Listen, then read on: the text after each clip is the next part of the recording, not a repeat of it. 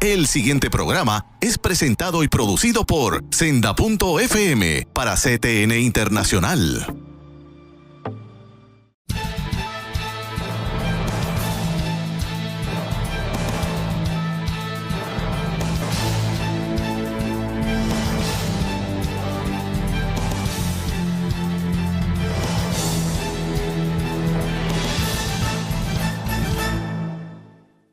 Saludos amigos de Alerta Cristiano, qué alegría, gran alegría es la que sentimos de estar una vez ante ustedes, tanto por radio, por televisión, por Senda FM. Gracias a los hermanos que aquí tenemos en CTNI de la Senda Antigua. Amigos, es una gran bendición día tras día estar con ustedes todas las semanas, provocando a movernos a la oración, a la reflexión, al envolvimiento de tantas cosas que necesita el mundo, que los cristianos nos envolvamos. Primero que nada, con enderezar nuestras vidas, buscar de Dios, buscar esa intimidad con Dios, caminar correctamente en nuestros matrimonios, con nuestros hijos, con nuestros vecinos. Así que, hermanos, inmediatamente quiero compartir con ustedes la palabra breve pero contundente que el Señor me ha dado para esta reflexión de hoy. Y sencillo, el Señor nos decía en Juan 7:24, no juzguéis según las apariencias, sino juzgad con justo juicio. Por alguna razón esa palabra está ahí y está para este programa. Así que ténganla muy en mente porque durante el programa es muy probable que el Señor nos la traiga a colación nuevamente. Así que, hermanos, hoy tenemos nuevamente en nuestro programa de Alerta Cristiano al hermano Dr. Samuel Sullivan, teólogo, que ya lo habíamos tenido en el programa del 8 de febrero, donde les habíamos dicho que íbamos a iniciar una serie de programas con el doctor, el teólogo Samuel Sullivan. Pastor, Dios le bendiga, bienvenido una vez más. Dios le bendiga, Eduardo, y Dios bendiga a todos aquellos que nos escuchan. Y esperamos en este día que el Señor nos ayude, nos dirige en nuestro compartir sobre nuestra fe, cómo comprendemos y compartimos con sabiduría, ciencia y discernimiento, correcto, nuestra fe en la persona de Jesucristo. El hermano Sullivan hace ya un mes comenzó con nosotros, para la gloria de Dios, como mentor y como guía en una serie de programas mensuales que hemos titulado Reflexiones Teológicas con el hermano Sullivan. Para los que no pudieron disfrutar del primer programa, en esa serie, este ya es el segundo programa. Queremos referirlos a que vayan a YouTube y busquen el canal Alerta Cristiano. Escriben Alerta Cristiano y ahí van a buscar uno que dice Alerta 15 febrero. Lo abren, si quieren, lo estudian, lo reflexionan.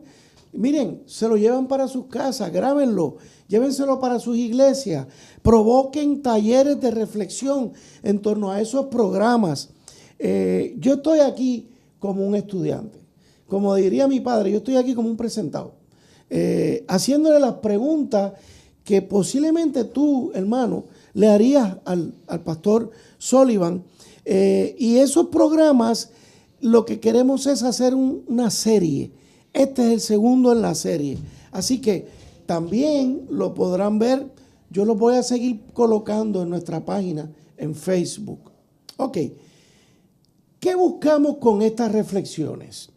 Buscamos sacar a flote y a simple vista toda la riqueza que está presente cuando crecemos en cercanía y en intimidad con Dios. Para esto, estas reflexiones aspiramos a que les sean de mucha ayuda. Buscaremos entender a Dios a manera sencilla pero profunda a la vez. Cada uno va a descubrir, y ya los que vieron el primer programa lo tienen que haber vivido, que en este proceso todos vamos a descubrir que somos teólogos.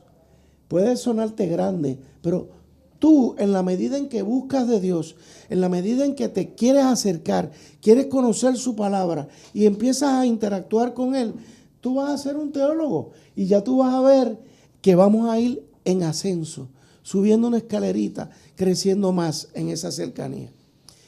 En aquella primera reflexión hablábamos con el pastor Sullivan, ¿qué es teología? ¿Por qué necesitamos teología? ¿Por qué necesitamos una teología puertorriqueña? Hablamos sobre el concepto de la perfección de Dios y aspectos de la teología bíblica, sistemática, la práctica. Y terminamos con la pregunta retante, que siempre vamos a tener una pregunta retante en el último segmento. ¿Se esconde Dios de nosotros? Si alguna vez has sentido o has pensado que Dios se te esconde, vete al programa y revísate el último segmento. Ok. Yo quería, pastor, porque interesantemente, la primera que cuando vio el programa me hizo la primera observación fue mi amada esposa, María Esther Ojeda. Y me dice, oye, papá, hubo algo como que no quedó muy claro. Y es que cuando habló el pastor Sullivan de la perfección de Dios y mencionó que Aristóteles decía que Dios es apático, Dios como que no quedó claro y cómo la pregunta de cómo entendemos la perfección de Dios. ¿Podríamos entrar por ahí, pastor? Sí, cómo no. Es una pregunta muy importante y clave a nuestra comprensión como cristianos de la naturaleza y el carácter de Dios como perfecto. Primero tenemos que resaltarnos a la historia del desarrollo de la definición de la perfección de Dios. En nuestra comprensión evangélica, y algunos se van a asombrar, que nuestro concepto de la perfección de Dios como evangélicos encuentra sus bases en la interpretación católica. Y note que no digo romana, porque todavía en el siglo XIII no existe la Iglesia Católica Romana, sino la Iglesia Católica Apostólica. Y el que va a trabajar de forma más cuidadosa el concepto bíblico de Dios, su naturaleza, va a ser Tomás de Aquino en la Suma Teológica. Y ahí Tomás procura utilizar como instrumento, ayuda, herramienta al filósofo Aristóteles. Ahora, esto no nos debe de asombrar, porque desde el principio los cristianos han utilizado los recursos de la filosofía para ser un medio para poder explicar nuestra fe. Pablo lo hace repetidamente en sus cartas, apela a los escritos de los filósofos. Agustín, el gran maestro de la iglesia, utilizó a neoplatonismo, a Platón. Y entonces, aquí, ¿qué sucede? Nuestra herencia teológica de interpretación de cómo entendemos la perfección de Dios viene por la contribución de Aristóteles, que es un pagano. ¿Okay?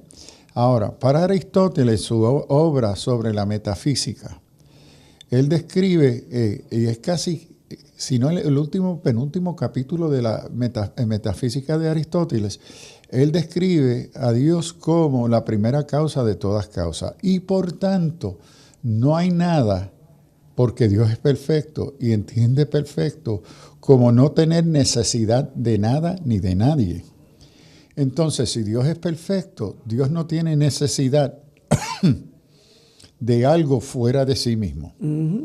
No hay nada fuera de Él que lo pueda impactar, pueda tener un efecto en Él, porque es la primera causa. Ahora, ¿qué sucede?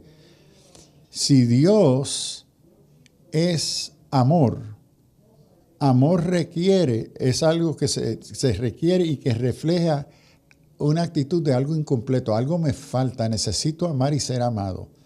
Eso entonces refleja en Dios una necesidad. Entonces, Dios no puede amar porque es un reflejo de una necesidad y sería imperfecto. Dios no puede responder a nuestras oraciones, por ejemplo. ¿Por qué? Porque esa necesidad de sufrimiento, soledad, no puede impactar a Dios, porque si impacta y conmueve a Dios, deja de ser imperfecto. Entonces, resultado para el concepto de Aristóteles, Dios viene a ser apático, es decir, sin pathos, sin la capacidad de afecto. Y no olviden que afecto incluye ira, incluye celo, amor y cuantas cosas. Dios es apático porque no puede ser impactado por nada que lo mueva a Él a expresar una necesidad, o a ser impactado de afuera a algo que lo mueva a Él de afuera por una oración o un ruego. Entonces, ese es el supuesto que utiliza Aristóteles para interpretar o entender la perfección de Dios. Ahora uno dice, pero la Biblia dice, Dios es amor.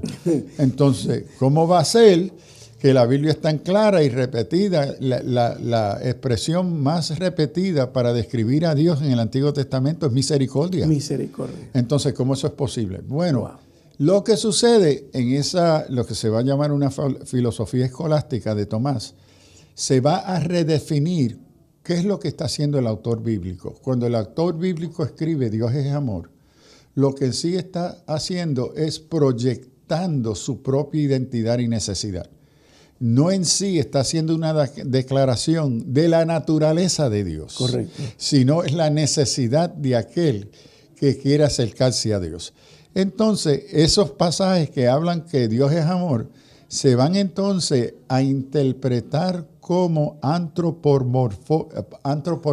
Promórfico. Es decir, a forma humana, antropomórfico. Entonces, lo que tenemos aquí son expresiones de seres humanos que son incompletos, son imperfectos, necesitan amar y ser amados. Pero no es que Dios, en su naturaleza, es amor. Ok.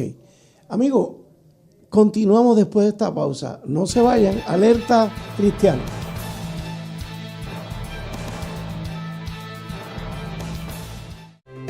Conéctate y únete a nosotros a través de las siguientes redes sociales. Síguenos en twitter.com/WandaRolón. Búscanos en facebook.com/Apóstol Wanda Rolón. Véanos en youtube.com/WandaRolón. Y también nos sigues a través de Instagram @WandaRolón o a través de nuestra página web www.alaba.org.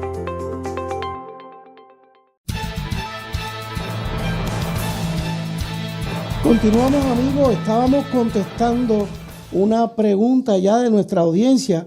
Y qué mejor audiencia que mi señora esposa, que quería que quedara claro que en el anterior programa como que no había una manera de quedar claro si Dios es apático o si Dios es amor y la explicación de la perfección de Dios. Continuamos. Sí, ahora quisiera cerrar la respuesta con esto. Que cuando se rechaza el hecho que Dios puede sufrir, porque la naturaleza de Dios no es capaz de amar, ¿por qué entonces la Escritura nos dice que Dios es amor? Ahora, la crítica eso es una forma de proyección psicológica del ser humano, del autor bíblico, que proyecta hacia Dios su propia identidad y necesidad. ¿Okay? Ahora, ¿qué sucede? ¿Por qué afirmamos que Dios es amor y ama y no es apático? Y es que el ser humano entendemos que nuestro creador es Dios y fuimos creados a la imagen y semejanza de Dios. Y parte de esa imagen y semejanza de Dios es la capacidad y la necesidad de amar. Dios comparte su naturaleza de amor con nosotros en la creación. Entonces, el amor no es algo simple que encuentra su origen en nuestra naturaleza humana. No. Encuentra su origen en la creación de la imagen y semejanza de Dios que compartió y comparte con nosotros. Entonces el amor es una necesidad existencial de la identidad humana y la necesidad humana que proviene de Dios mismo, que somos reflejo de quién Dios es. Correcto. Podemos amar porque Dios nos ha creado con la capacidad y la necesidad para amar, que no es una proyección psicológica, no es una proyección antropomórfica, ¿verdad? Sino es un reflejo de quién es. Entonces, los teólogos que siguen a Tomás dicen amor es algo teomórfico, es una forma humana para expresar a Dios. Yo respondo en mi libro, no, es teomórfico. Es la forma divina que hemos recibido para entender a Dios. Porque es de Él que viene. Exacto. Su origen de amor no se encuentra en nosotros, correcto, se encuentra en Él. Amén. Cerramos ese primer aspecto de esa pregunta y vamos a entrar de lleno a otro tema hoy dentro de todas las bases, ¿verdad?, que estamos dejando establecidas pensando en los futuros programas. Pastor, hemos estado hablando de qué es teología y yo le pregunto lo que la teología cristiana no es.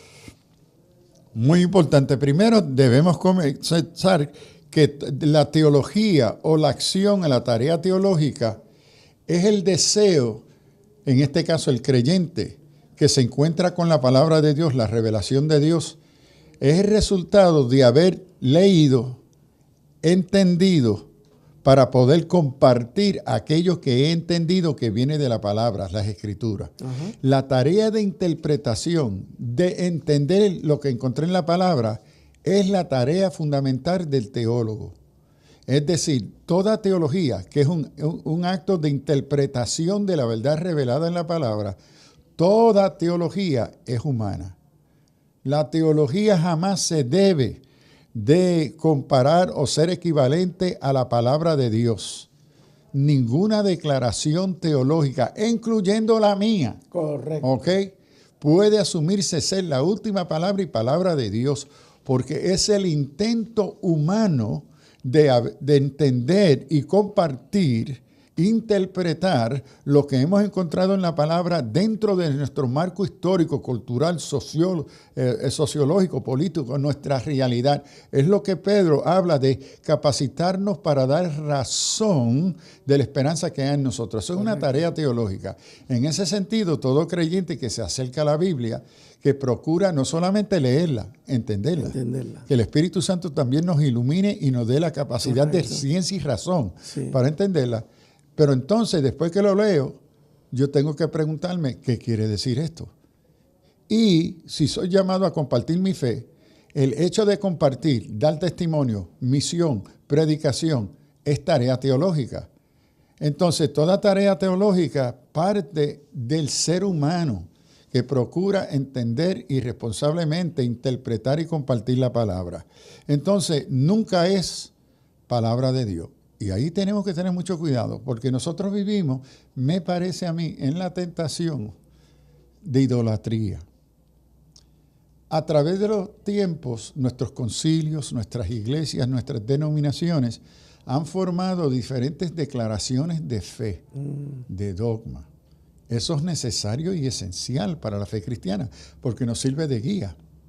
El problema es cuando le atribuimos a esas declaraciones de fe, a esos credos, a esas confesiones, le atribuimos carácter divino, como si fueran equivalentes a palabra de Dios. Que observo en muchas ocasiones que cuando se está debatiendo ciertos temas de doctrina, lo que citan es la declaración de fe. Lo que citan son los 16 puntos de nuestra doctrina. Y lo están citando como fueran equivalentes a la palabra de Dios. Poniéndolo por encima. Exacto, porque están citando otra fuente humana. Entonces, toda teología es una reflexión humana intentando ser fiel a lo que hemos comprendido en la palabra de Dios. Correcto. Pero nunca es un equivalente. Otro elemento, que toda teología en parte es producto de los elementos culturales y sociales del mundo del cual somos parte. Que eran elementos que habíamos hablado en el primer programa, cuando hablábamos de la teología puertorriqueña. Exacto. Okay. Es decir, todo teólogo, si va a ser serio, debe de ser consciente de su identidad social, a dónde me encuentro, qué es mi realidad.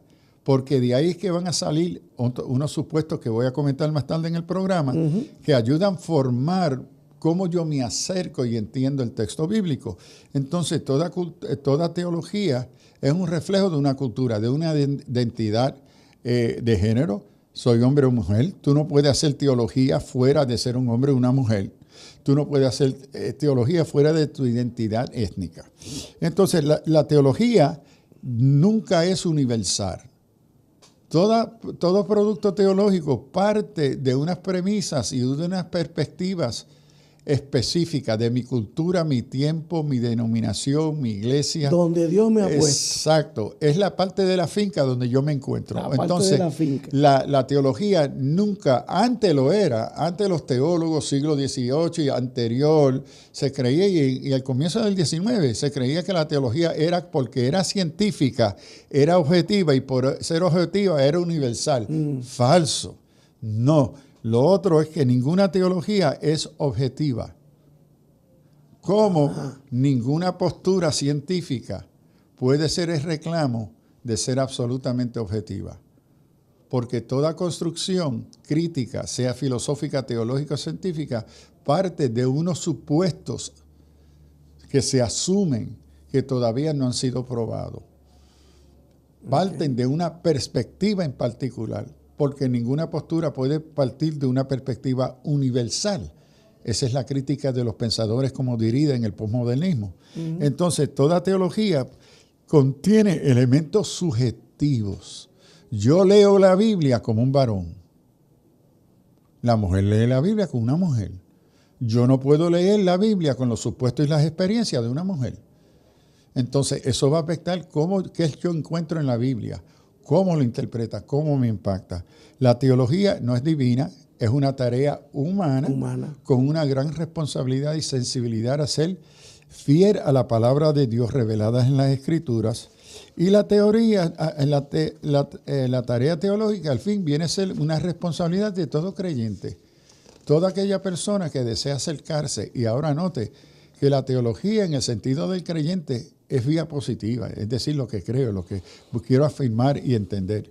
Pero hay aquellos que se acercan a la Biblia como texto literario, que no les reconocen ninguna característica de inspiración, que también van a hacer teología. Pero van a hacer teología vía negativa. Correcto. ¿Ves? Porque rechazan la fuente. No le aceptan ninguna autoridad. Sí, o la van a criticar. Correcto. Entonces, pero en la crítica está el elemento teológico, pero se está haciendo de una aseveración negativa. Wow. Entonces, el teólogo no solamente es el cristiano. Toda la persona que dice, pero yo no creo en Dios, tú me estás haciendo teología. Eso es teología. Yo soy un agnóstico, si no me lo prueban, yo no lo creo. Eso es teología. Eso es teología. Entonces, no es reducible solamente a la fe cristiana. Qué tremendo. Aquí, fíjese, yo escuchándolo, pastor, se me ocurre primero las particularidades de cada nación, pero mire qué interesante, aquí tenemos un asunto de conflicto mundial. Piense usted en las Naciones Unidas, donde va gente de todo el mundo y están tocando temas como la identidad sexual, el aborto. Vaya problema, vaya situación.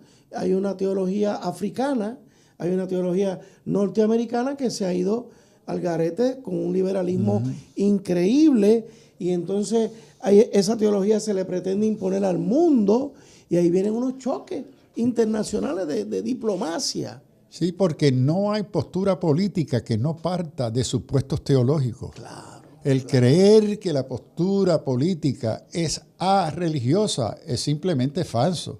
Correcto. Toda postura política parte de unos supuestos de mi cosmovisión, cómo yo entiendo mi mundo. Eso. Entonces, si uno toma de ejemplo las Naciones Unidas, uno tiene todo un grupo que está interpretando la humanidad, su naturaleza, función y relación dentro de un marco musulmán.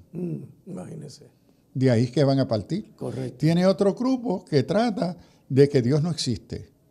Eso define la identidad y la relación humana. Tiene el elemento cristiano que asume otra antropología. Entonces, en ese fenómeno internacional supuestamente político, parte de premisas teológicas, Claro. explícitas o implícitas. Tremendo. Amigos, cerramos. Tengo que intercalar a veces este tipo de preguntas porque mientras el pastor conversa, yo parto de unas situaciones que estoy viendo. Por ejemplo, en las Naciones Unidas, que estamos viendo cómo se le está imponiendo a prácticamente toda la humanidad la visión esta de la identidad sexual.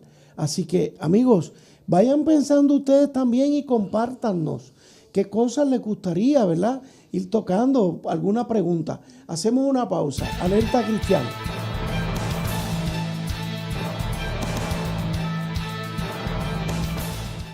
La Iglesia La Senda Antigua y los pastores Pablo Ortega y Wanda Rolón te presentan los nuevos horarios de servicios. Miércoles 7:30 de la noche, culto de alabanza y adoración.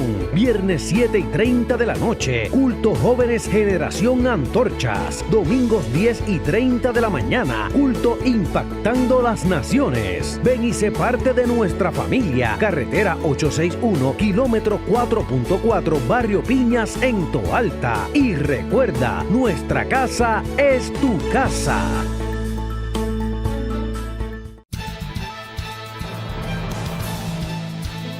De regreso con ustedes, amigos de Alerta Cristiano. Pastor, cuando estábamos hablando de la interpretación, el acercarnos a Dios vía la reflexión teológica, ¿qué recursos tiene el creyente, básicamente, para acercarse a esa reflexión? Bueno, primero, una teología que se va a llamar cristiana, porque toda religión tiene su propia expresión e interpretación teológica. Correcto. La cristiana necesariamente tiene que partir primero de la autoridad de la palabra.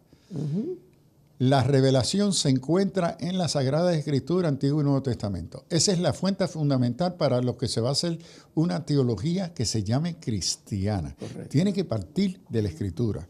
Segundo, el que se acerca a ese texto sagrado es un humano que se acerca con capacidad de la razón. Dios capacita el ser humano para poder captar y entender la revelación que se ha dado en las Escrituras. Se asume esa capacidad y se asume que se emplee esa capacidad cognitiva de inteligencia. Por eso Pedro puede hablar de dar razón, apología, reflexión crítica sobre qué, lo que encuentro y entiendo en las Sagradas Escrituras. Así es. Pero además de traer esa capacidad de mi razón, traigo ya mi construcción de fe. De fe. Nadie llega a la Biblia en un vacío de unos supuestos de lo que creo. En el caso del creyente, si viene a la Biblia, ya ha estado trabajando la Biblia, ya hay una serie de creencias. Correcto. Que Dios es creador, Él es mi Salvador. Esas cosas ya están ahí. Para el no creyente que se acerca, que quiere usar la razón, trae también su construcción secular. Que si Dios no existe, que soy agnóstico, que soy esto. Esa es la construcción de los elementos de fe que ya tú traes, porque uno ya trae un bagaje, una maleta con teología, claro, de lo que creo. Claro. Pero entonces está la tradición. La tradición representa esa comunidad en el caso del creyente. En el caso del creyente se acerca porque es parte ya de una comunidad de fe. Puede ser una comunidad de fe pentecostal, carismática, reformada, bautista, etcétera, discípulos de Cristo, asambleas de Dios, católico, griego, ortodoxo, todo esto llegan con su tradición y esa tradición ya ha planteado unas pautas interpretativas que ya yo las traigo, ya yo las he aceptado. Correcto. ¿Okay? Entonces, esos son 4 lentes fundamentales. La palabra, quién yo soy como pensador, la fe que traigo, y ya los supuestos religiosos, los supuestos teológicos de mi doctrina que ya yo traigo, aunque algunos de esos supuestos van a ser explícitos, es decir, que los creo y los entiendo y los reconozco, y van a haber otros supuestos implícitos que muchas veces yo ni los reconozco que están funcionando. Correcto. Entonces, esto es lo de encimita. Pero entonces, eso nos lleva a lo que yo llamo los lentes interpretativos. Porque el teólogo y la teóloga lo que hace es interpretar lo que encuentra y entiende del texto bíblico. Y esa interpretación no se hace en el vacío. Como ya había dicho, la teología, la tarea teológica nunca es objetiva. Procura ser coherente, inteligente, consistente, procura ser lo más objetivo, pero nunca lo es porque el que lo hace es un ser humano. Correcto. Ahora, en este caso, voy a usar el caso del creyente que se acerca a la Biblia.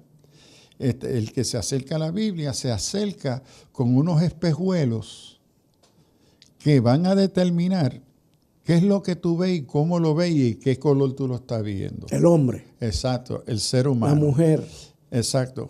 Primero uno se acerca con su identidad de género. Yo soy hombre o mujer. Nos hemos equivocado por siglos creyendo que la única forma que puede legítimamente interpretarse la Biblia es por la experiencia masculina. Del hombre. Los teólogos han sido en el pasado todos masculinos, hombres, y han tomado un dominio que lo que van a leer e interpretar lo hace de una perspectiva masculina. Y eso nos ha afectado. Un montón, porque lo más que puede hacer es ser incompleto. Porque está la mujer a la cual también fue creada a la imagen y semejanza de Dios. Y mujer. Exacto. Entonces la mujer, por su mera experiencia de mujer como la experiencia de hombre, porque hay experiencias que el hombre y la mujer comparten, pero hay experiencias que son únicas la mujer y única el varón.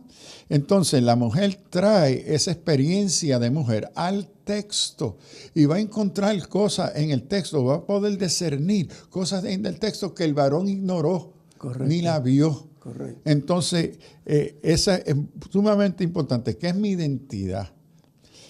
Otro elemento.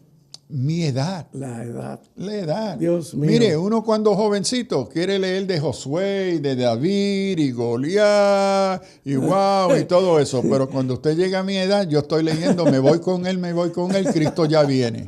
Es decir, el enfoque que me llama la atención en las palabras, sus verdades están directamente relacionadas con mi edad, con los intereses de mi edad. Entonces, no podemos ignorar. También mi edad introduce a la interpretación bíblica experiencia de vida. Hay cosas que yo leí en la Biblia que yo no entendía cuando joven, pero ahora, después de todos estos años, yo digo, mira, eso es verdad. ¡Wow! ¡Qué sabiduría! Wow. ¡Qué sabiduría! Yo nunca había visto eso.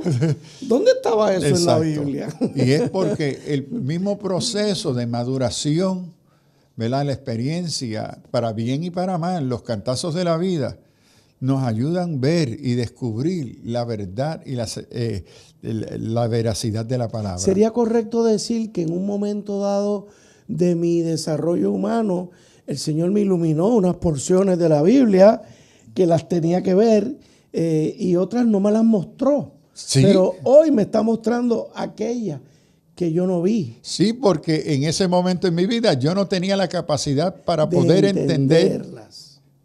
Entonces siguen como en un misterio. No los veo. Pero en el compás que la iluminación del Espíritu Santo acompaña y toma en consideración mi capacidad, mi madurez para comprender. Porque encontrar algo que está ahí que yo no lo puedo entender es una pérdida de tiempo. Correcto. Pero cuando en el tiempo debido el Espíritu Santo abre, ilumina el texto porque ve que ahora yo estoy capacitado no solamente para leerlo, para entender y apreciarlo. O me da palabra. El Espíritu me dice, vete allí. Exacto. Y me lleva. Porque ahora tengo la capacidad. Por eso podemos leer un versículo hoy y 6 meses más tarde leemos el mismo, y encontramos una verdad que no vemos. Eso estaba ahí. Entonces, la edad, el nivel socioeconómico, importante. La clase social a la cual yo parto va a informar qué es lo que yo traigo al texto. Hay preguntas y dudas, hay preguntas existenciales que el pobre, el humilde traiga el texto, que la clase media y alta no la traen. No es su inquietud, no es su temor. Deme un ejemplo, pastor. Bueno, por ejemplo, el pobre que se acerca trae preguntas cotidianas. Señor, súpleme el pan de este día. Su necesidad. Señor, mira mi necesidad. La clase media, Señor, ayúdame con este proyecto en el trabajo. Mira, Señor, necesito terminar el título. Mira, ayúdame con... Es una categoría de necesidad distinta.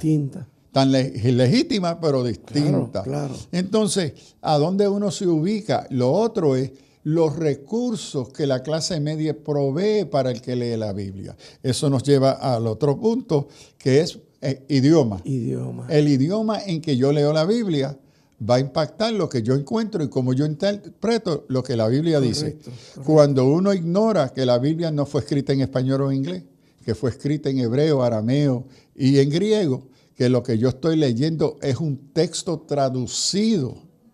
Cuando leo la Reina Valera, la Nueva Versión Internacional o King James Version, estoy leyendo una traducción. Correcto. Entonces, el idioma, ¿cómo se traduce? Por ejemplo, creo que en la Nueva Versión Internacional se traduce que debemos ser tolerantes en el fruto del Espíritu.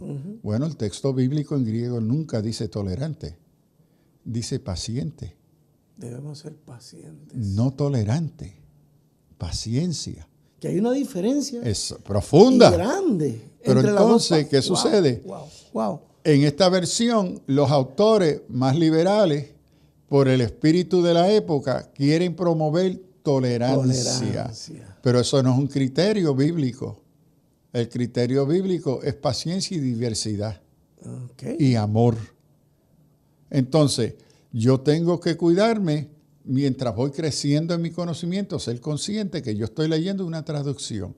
Por ejemplo, en una de las Biblias, yo creo que fue la Nueva Versión Internacional, cuando salió, el nombre de Jehová desapareció. Imagínese. Y lo que dice es Dios. Y salieron comentarios en la televisión cristiana, en la radio, mira, esta es una Biblia atea que se deshizo el uso del nombre Jehová, se quitaron el nombre. No, es que el nombre Jehová nunca aparece en el Antiguo Testamento. El nombre de Jehová es una construcción sintética, dado desde la época de los masoretas, después del año 200, donde van a tomar las vocales de Adonai en hebreo, porque Adonai. El judío, cuando se encontraba con la palabra Yahvé, el nombre sagrado, nunca debía mencionarlo. Entonces, se sustituía con el nombre Adonai, Señor. Entonces, los masoretas, por la necesidad de facilitar el aprendizaje del idioma hebreo, porque se estaba perdiendo, le van a añadir vocales al idioma hebreo. Y cuando le añaden las vocales al idioma hebreo, se construye la palabra Jehová. Entonces, llega un momento en el proceso de traducción, que creo que es la Biblia Nueva Versión Internacional, decide, no vamos a seguir la tradición de usar la palabra Jehová porque no aparece. Lo que aparece es Yahvé, y no estamos ni seguros cómo pronunciarlo. Imagínense. Pero, ¿qué quiere decir? Dios. El concepto. Es Dios. Es el uso Dios. No le está quitando. No, realmente. Está volviendo a decir lo que dice el texto. Correcto. Lo que se le añadió fue Jehová. ¿Ve? Ahora, entonces, al conocer la naturaleza del texto bíblico, entonces uno está tratando con el asunto cómo mi idioma impacta mi lectura. Leo amor en el Nuevo Testamento. El Nuevo Testamento fue escrito en griego. En griego hay 4 palabras distintas para amor. Pero yo estoy leyendo más que una en español o inglés. Entonces yo tengo que tener cuidado de preguntarme de qué amor se está hablando aquí. Ahora, el texto, la buena traducción, va a añadir palabras para describir qué es la palabra en griego que se usa. Porque Dios, el amor divino de Dios, lo que están es explicando que la palabra es agapeo. Pero las otras palabras que están añadiendo es para explicar qué tipo de amor. Pero esas otras palabras no aparecen en el texto. Son el producto de traducción. Entonces, el fenómeno de idioma es muy importante. Sí. El idioma en cual yo leo el texto.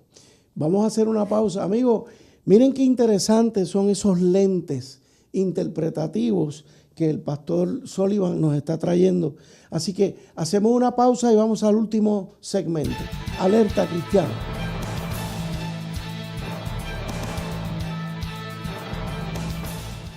La Iglesia La Senda Antigua y los pastores Pablo Ortega y Wanda Rolón te presentan los nuevos horarios de servicios. Miércoles 7:30 de la noche, culto de alabanza y adoración. Viernes 7:30 de la noche, culto jóvenes generación antorchas. Domingos 10:30 de la mañana, culto impactando las naciones. Ven y sé parte de nuestra familia. Carretera 861, kilómetro 4.4, Barrio Piñas en Toalta. Y recuerda, nuestra casa es tu casa.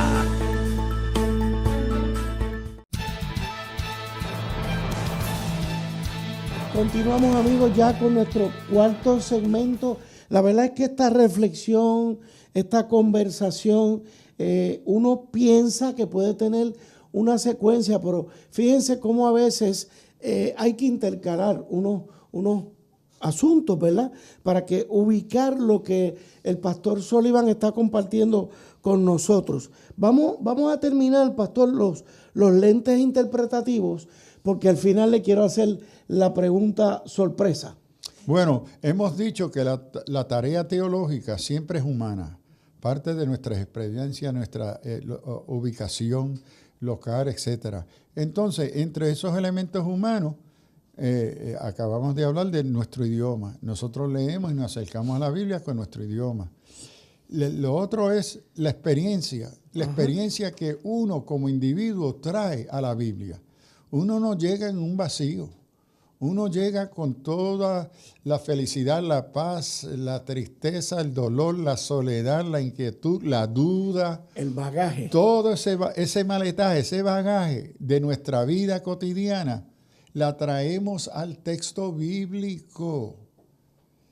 Entonces, la interpretación va a ser viciada, no solamente por nuestro idioma, el nivel económico, nuestra edad, nuestra identidad sexual, sino ya es viciada, es impactada por la experiencia a través del cual yo leo. Por ejemplo, cuando yo leo que el Señor hizo milagros, cuando yo lo leo, yo traigo un prejuicio, un supuesto en relación a los milagros. ¿Por qué? Porque Dios me sanó a mí como niño retardado mental los primeros 18 años de mi vida. ¿Cómo yo no voy a creer que Dios hace milagros hoy? Si usted los ha vivido. Exacto, entonces yo traigo esa vivencia al texto. Yo traigo la sospecha al texto. Yo traigo el rechazo al texto. Porque en mi vida yo he conocido el rechazo del amor de mis padres, de mi esposo, de mis hijos. Me siento abandonado. ¿Será verdad que Dios me ama? No, yo me siento solo aunque amo a Dios, etc. Es decir, todo ese conjunto de experiencias positivas o negativas van a influir a dónde voy al texto. Correcto. ¿Qué estoy buscando en el texto? Y cómo me relaciono con el texto. Todo eso va a impactar mi construcción teológica. Cómo yo interpreto y entiendo la palabra del Señor. Ahí vemos los casos de que uno dice, tú estás viendo eso en el texto. Yo no lo estoy viendo. ¿A dónde está? Exacto. El Señor se está comunicando conmigo por mi realidad, a través del mismo texto. Yes. Y con usted por su realidad. Que esa es una maravilla. Es una maravilla. Entonces nuestra experiencia es sumamente importante. Lo otro es el nivel educativo. ¿Qué es lo que yo traigo al texto? Si nos preguntamos quién fue el primer misionero a los gentiles, la respuesta del libro de los Hechos fue Pedro. Con Cornelio, el romano. Él fue el primero que el Señor lleva a la casa de un pagano a evangelizarlo. Pero entonces, ¿por qué llama a Pablo? Si el primer misionero a los gentiles. Porque para la tarea de alcanzar el mundo romano, Pablo era ciudadano. No tenía los requisitos. Eso. No poseía los requisitos educativos. Él no era egresado de la universidad. Pablo era egresado de la Universidad de Tarsus. Pablo es fariseo educado en la ley de Moisés. es rabino. Pablo es ciudadano romano con toda la libertad de ciudadanía romana, aunque era judío, porque en la provincia donde él nació, en Tarsus, se le había otorgado el privilegio de ciudadanía a esos ciudadanos. Amén. Y por ahí, es decir, Pablo trae unas destrezas, unas experiencias, una educación que iba a ser necesaria para lograr alcanzar el mundo greco-romano. Que Pedro no tenía. No podía. No tenía que ver con su espiritualidad. Correcto. No. Es que era la ficha del ajedrez. ¿Se acuerda, pastor? Ajá, exacto. Pablo era la ficha que aquel tablero necesitaba en aquel momento. Exacto. Entonces, el hermanito, el médico, el ingeniero, el abogado, ajá, otro, el estudiante universitario que se sienta en la iglesia, en la escuela bíblica, viene con un recurso de preguntas, de perspectivas distintas al hermanito, ¿ve? Se graduó de la high o de sexto grado. Los dos son hombres y mujeres de Dios, pero las preguntas y las dudas, las inquietudes que ellos traen ante el texto son distintas. Hasta los estilos. Uno lee, al otro no le gusta leer. ¿Quién usted se cree que va a ser más inquisidor? El que lee. Exacto. Porque se busca. Y aquí tenemos que entonces, como en la educación bíblica, tenemos que ser sensibles a no ignorar uno o el otro. Claro, tenemos una responsabilidad de atenderlo a los dos. Claro. Pero que las preguntas que surgen, las inquietudes son distintas, ¿ves? Y son legítimas. Entonces, el nivel educativo es sumamente importante. Por ejemplo, cuando comenzamos el programa y yo comencé a hablar de la filosofía aristotélica y el asunto metafísico, hay algunos viendo el programa, pero ¿qué es eso? ¿Qué tiene eso que ver con el Evangelio? Pero hay otros que dicen, espérate, ¿verdad? Mira, oye, yo leí eso, yo estudié eso. Wow. Y quizás no me di cuenta, yo tengo que volver a Aristóteles. La metafísica. Y mira cómo esto afecta el texto bíblico, mi comprensión, porque hay otros niveles de comprensión que atienden a este programa. Correcto. Y pastor, con el mundo que estamos viviendo, la maravilla del Internet, el que no quiere tener acceso a esos conocimientos es porque no le da la gana. Sí. Porque se están perdiendo una maravilla realmente. Usted sabe lo que usted escribe, Aristóteles, metafísica, y le sale un mundo. Yes. No se tiene que quemar las pestañas como lo tuvimos que hacer nosotros. Hasta los resúmenes. Le resumen hasta Wikipedia, ¿verdad? Que es lo más básico. Pero por lo menos empiecen por ahí, ¿verdad? Otro elemento que muchas veces no consideramos es nuestra ubicación geográfica. Wow. Nosotros leemos e interpretamos el texto dentro de un marco tropical. Correcto. Y cuando voy a la Biblia y leo el Antiguo Testamento y leo el Nuevo Testamento, interpreto esa ubicación dentro del marco de un mundo tropical. Cuando pensamos del desierto de Judea, pensamos de dunes, de arena. Las dunas.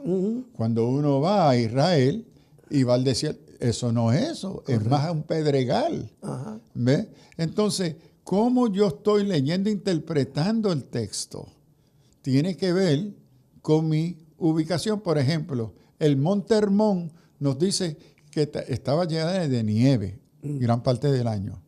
Si tú has vivido toda tu vida en una zona tropical amazónica que nunca ha visto nieve, tú no vas a saber de lo que tú estás leyendo. Correcto. ¿Ves? Es como como yo me crío nacido y criado en Nueva York. Cuando mi pastor me está hablando de plátano, semillas de plátano, yo no tengo la más mínima idea. Yo creía que la semilla de plátano era chiquitita, como una semilla de mostaza. Sí. Y cuando me saca un monstruo así, una semilla, ¿qué es? Una semilla de plátano. Es decir, que mi ubicación geográfica impacta cómo yo leo, interpreto el texto geográfico. Qué tremendo. El elemento ideológico político. Oh, Dios mío, pastor, usted va a tocar eso. Qué bien. Todos nosotros ejercemos opciones políticas, conscientes o inconscientes, explícitas o implícitamente.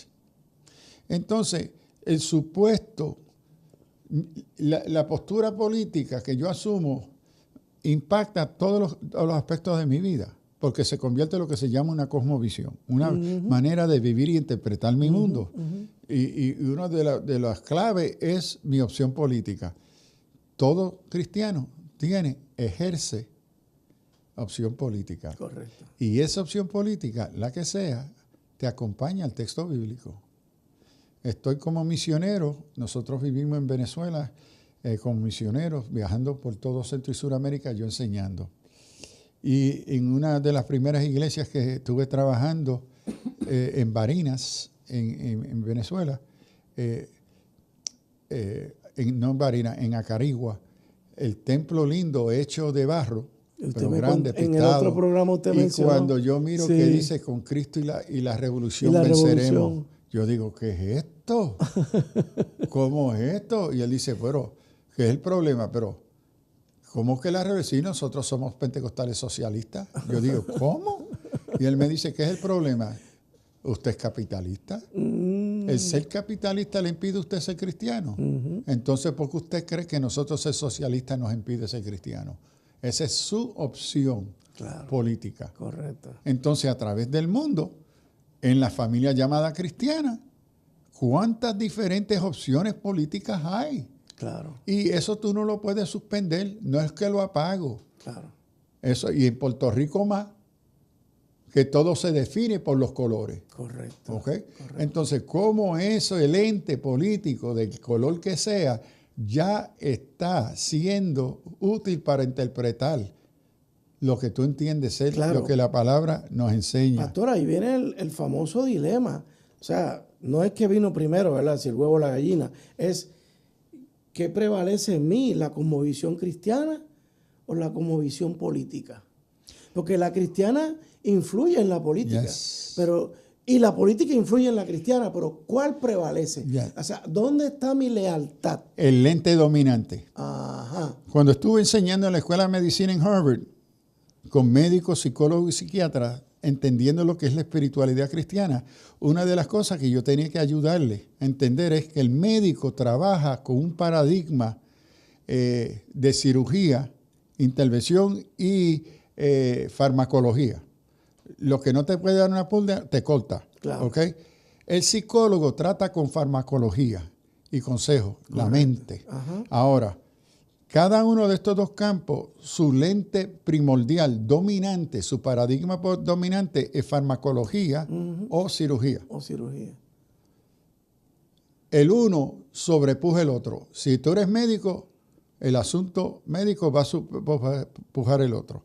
Entonces, cuando se habla de espiritualidad, tenía que ayudar a estos psicólogos, estos médicos, a entender que la espiritualidad no puede interpretarse por lentes médicos o psicológicos, que el lente primordial tiene que ser espiritual.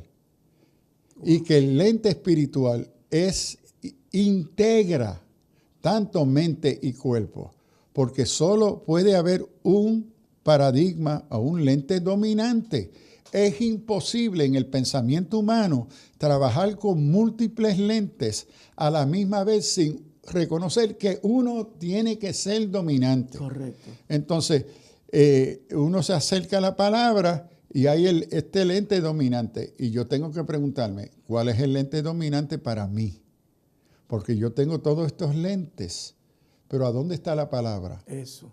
Pero la palabra yo la veo a través de todos estos lentes. Y si Dios es nuestro Señor, pastor, al ser mi Señor, Él es número uno en mi vida. Sí, y que una de las cosas bellas de la interpretación, y voy a cerrar esta parte de los lentes, es que cuando yo me siento ante la palabra en oración, en meditación, estoy invitando al Espíritu Santo, quien fue el autor de la palabra, que hoy me sirva como el iluminador de esa palabra. Amén. ¿Quién es el mejor intérprete sino su autor? Claro, claro. Entonces, yo tengo el beneficio cuando invito, oh Espíritu Santo, utiliza mi capacidad.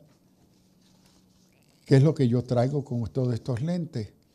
Pero tú necesitas dirigir, moldear, limitar, emplear cómo estos lentes van a impactar lo que yo encuentro en tu palabra. Wow. Y eso sucede a través del proceso de iluminación del Espíritu Santo. Pero, cierro con esto, la iluminación del Espíritu Santo nunca garantía garantiza que tu interpretación teológica sea exacta o perfecta palabra de Dios. Claro. Porque la iluminación del Espíritu Santo siempre tiene que trabajar con mis debilidades y flaquezas. Siempre se dirige a lo que yo soy capaz de entender y captar de parte del Espíritu Santo. Entonces aquí uno tiene que tener cuidado al uno decir, no, el Espíritu me iluminó, y uno trata como que es palabra de Dios. No, Sí. no. Sigue siendo expresión teológica, deseando ser fiel a esa palabra de Dios, a lo mejor que lo que yo he podido entenderla. Amén. Se nos termina el tiempo. Amigo, yo siempre tengo una pregunta de sorpresa, pero la voy a hacer y no la vamos a contestar. ¿Y quiénes son ustedes los cristianos para juzgar a los demás? Esa se la tenía, pero se nos acabó el tiempo. En el próximo programa vamos a empezar con esa pregunta, pastor. Que Dios les bendiga, hermanos. Esperamos que Dios los bendiga mucho y que disfruten de estos programas. Que Dios les bendiga. Alerta Cristiano. Dios les bendiga.